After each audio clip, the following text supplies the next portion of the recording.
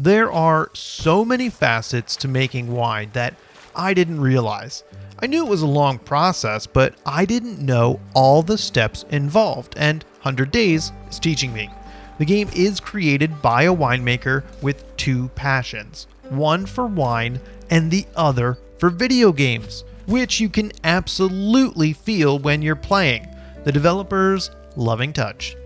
Anyway, running a winery is a lot of work, and you have to do it all, from vine to bottle, then to the customer. Those are aligned with the 3 different areas you focus on in the game. It works through cards, but it's not like Hearthstone or Slay the Spire. Cards are actions you need to take, but turn into Tetris pieces you have to place on the board. The shapes have been carefully selected to give you a headache if you're not planning ahead. The green cards are for taking care of the fields, and the purple cards are for making the wine.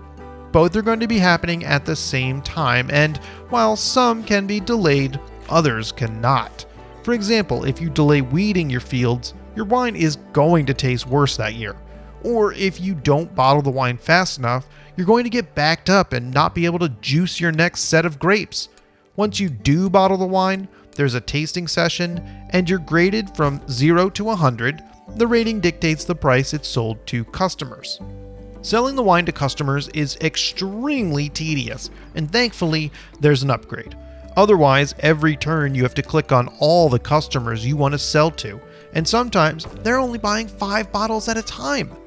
There are more upgrades besides an automated shop.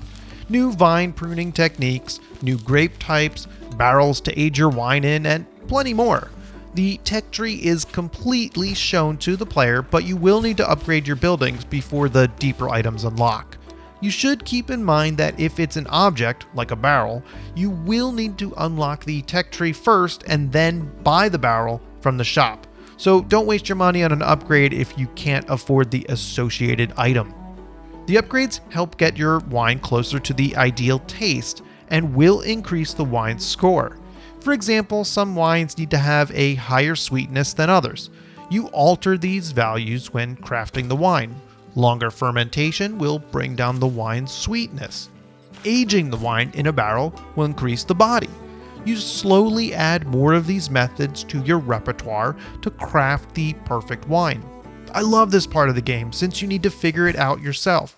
Each time I make a Chardonnay, I adjust the sweetness, body, and acidity to see if those values match. Then they're added to my journal for me to try again the next wine I make. It takes experimentation, and you're not going to get it right the first time. There's a small hint once the wine is rated though, so you will get there eventually. Although, even if you know how to make the perfect wine, it probably won't happen. Mistakes will occur in the field. 100 Days is best when it's throwing far too many cards at you for you to handle. The game is quite hectic trying to manage them all without missing a beat. It gets even more interesting when you're running 2 vineyards at the same time. It's a lot of grapes and a lot of juice to push through their winery. Probably too much if you can't sell it fast enough. Also, cleaning everything in the winery is another bit of upkeep you'll have to manage. Planning ahead is key, and memorizing the pieces helps a lot. However, 100 Days is at its worst when there isn't much to do. You can kinda sit on one vineyard and wait as you keep making the first wine to pretty good success. Or if you spend your money on the wrong thing, then you might have to do the same thing as you build up your funds again. You end up learning what upgrades are good to get first. It's also much easier once you get the board upgrades and can fit whatever you want on there. So there are situations where you're going through the motions without much of a challenge.